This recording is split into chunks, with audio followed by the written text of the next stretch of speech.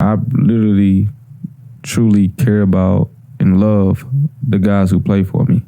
Wow. Because the impact that a coach had on me that loved me, and I felt it, was amazing. Who was that coach?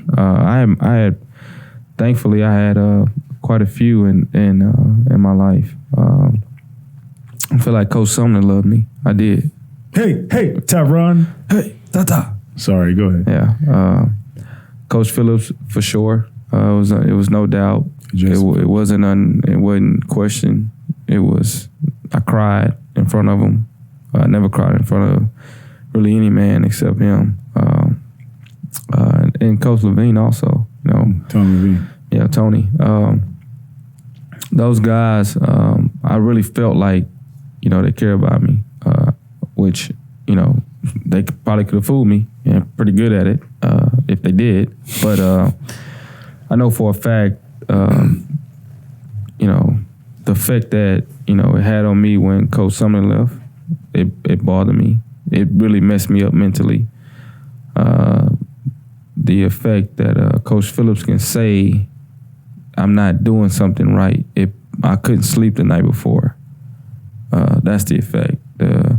Coach Levine saying, yeah, you're good, but you're trying to be good right at this point when you can be a Hall of Famer, or when people mention your name, they remember these moments. God, I remember that. You know, those things stuck with me to now. You know what I mean? But that's why I wanted to be a coach. I hated coaches.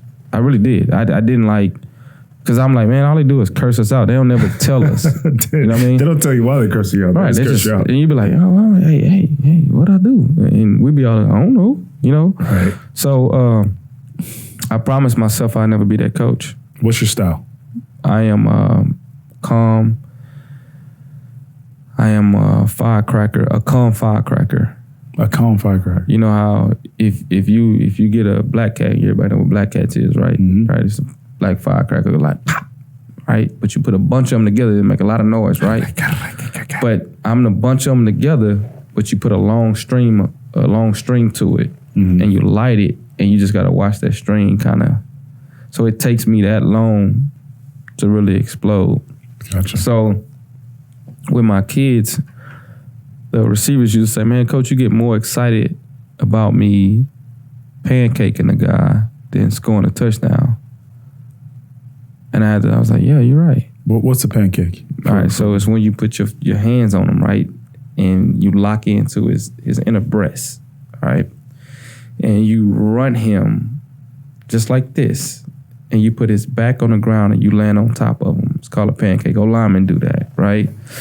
So I took pride in teaching receivers that, because if I run off the ball a certain way and I put my hands on you and I literally manhandle you, after that, if I'm running a route or if it's a run play, now you're on your toes, because I don't know if you're gonna run by me or run through me, right? So I realized that.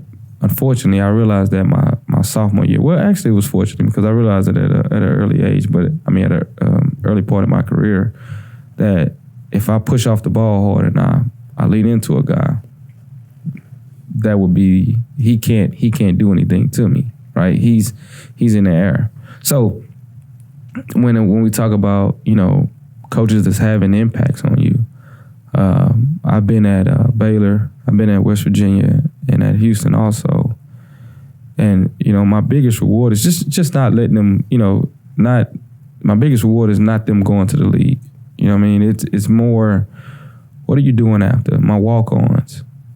I mean, I literally was watching All-American. Anybody watch All-American on Netflix? It's a good show. Right?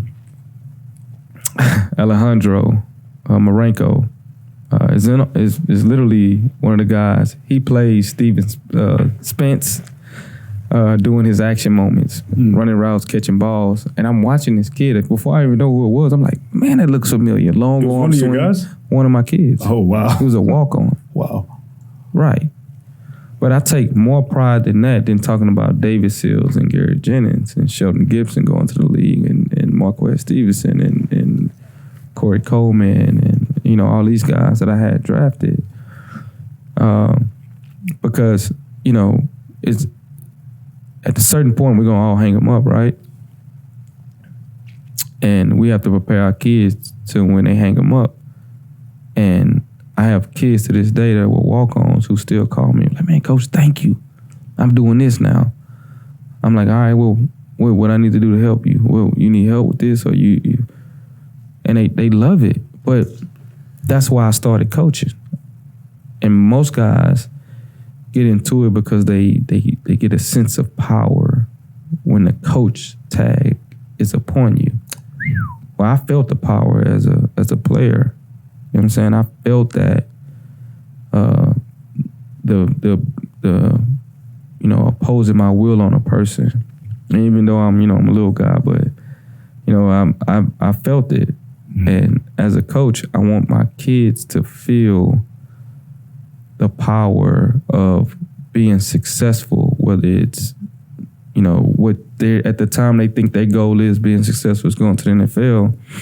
I have a kid, B. Wash, who, you know, Bryce Washington, who, you know, have his own car business, you know what I mean? And then he's going into real estate and then he's doing this. And I'm like, he's like, man, coach, man, you got me. You told me about this and you did this and you showed me this. And I'm like, man, that's why I do it. You know what I mean? Like, I literally want to give the guys that I've coached a lot more than just football sense. A lot more than what I call spidey sense, when you can feel if a guy trying to jam you or if he's going to play off coverage or if he's just disguising something. Mm. I am what I would have wanted 100% in a coach. And that's the only way I coach. What drives that conviction? Like, why? Coaches changed my life. So if you enjoyed this short segment of the podcast, here's another short segment to watch if you click right here. Or if you want to watch the entire podcast, click over here.